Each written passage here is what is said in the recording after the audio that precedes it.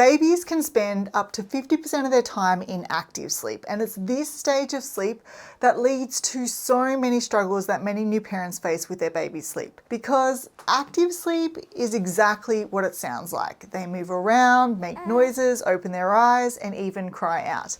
And naturally, parents hear these noises, assume their baby is awake, and go and pick them up. But what you might not realize is that often they aren't actually awake. They just seem like they're awake during this active phase of sleep. And as soon as you pick them up, that's when they do wake, cutting their sleep and yours short unnecessarily. This mistake leads to a lot more overnight wakes than needed. Now, the solution isn't to just stop picking them up. It's learning to recognize a specific pattern in their noises and responding or not based on that pattern. It starts the moment you hear your baby call out or move around. Instead of jumping up and reacting, don't move.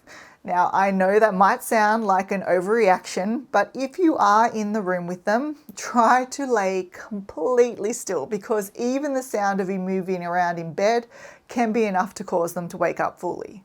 And if you're not in the room with them, resist that urge to run in. Instead, grab the baby monitor if you have one. And then just count to about 30 in your head while you listen closely. If your baby is in active sleep, or if they're briefly rousing between sleep cycles, they'll make a sound. Maybe they'll grunt or cry out, and they'll move around a little. But then there'll be a pause where they go quiet, and then they'll move again and make another sound, followed by another pause.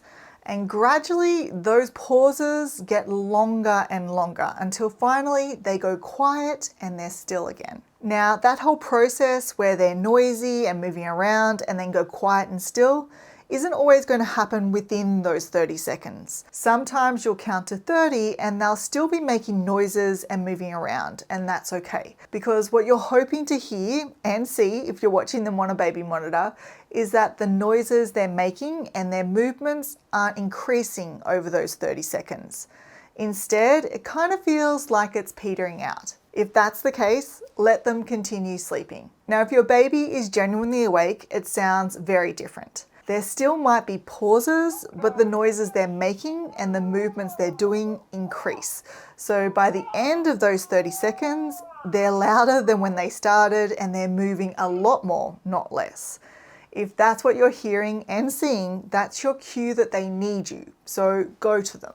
And if it's their usual feeding time, just pick them up and feed them. But if it's outside their usual feeding time, don't pick them up just yet.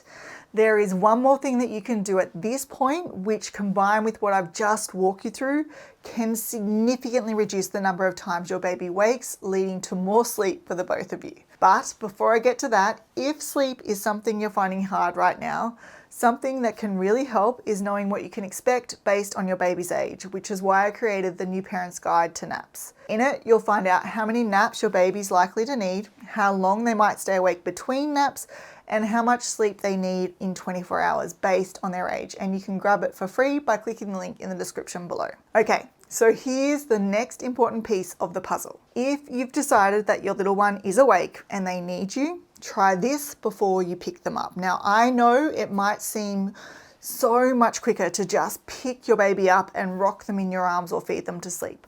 But if your baby is over 3 months of age and that becomes your go-to method of soothing them back to sleep, they may start to rely on that input from you to go from one sleep cycle to the next, which might mean they start waking every 30 to 45 minutes during the day because that's the length of a sleep cycle, and every 60 to 90 minutes overnight. But if you can settle them in the crib first without picking them up, you help them learn how to link those sleep cycles with minimal input from you.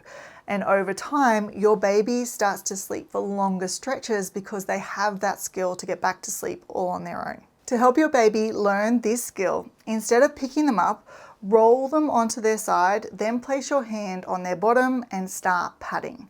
That patting will gently rock their body and mimic what they felt in the womb, which can help lull them back to sleep. So if, while you're patting, they start to cry and move less and those pauses start to lengthen, that's a sign that they're calming down and there's a chance that they'll fall back to sleep. At this point, just keep patting them. And if they remain calm, Gradually slow down your patting until your hand is just resting on their bottom. Then gently roll them onto their back, step away from the crib and let them drift off to sleep all on their own. Now, of course, because they're babies and not robots, it doesn't work 100% of the time.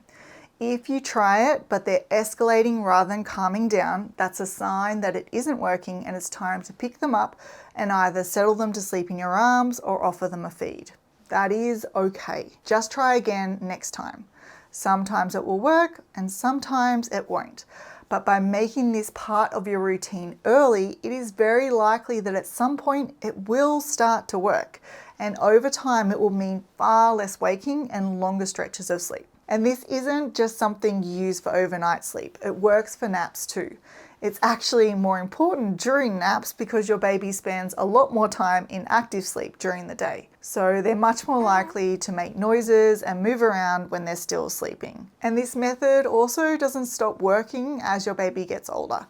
Although their sleep pattern does change somewhat in that they spend less time in active sleep and active sleep itself becomes known as REM sleep, they still move around during REM sleep. The other thing I should mention at this point is that the way you pick your baby up when they do wake up is also important. If you're picking them up by placing one hand underneath their bottom, the other behind their head, and then scooping them straight up into your chest, there's a better way to do it. Picking them up this way can be distressing for your baby and lead to even more tears.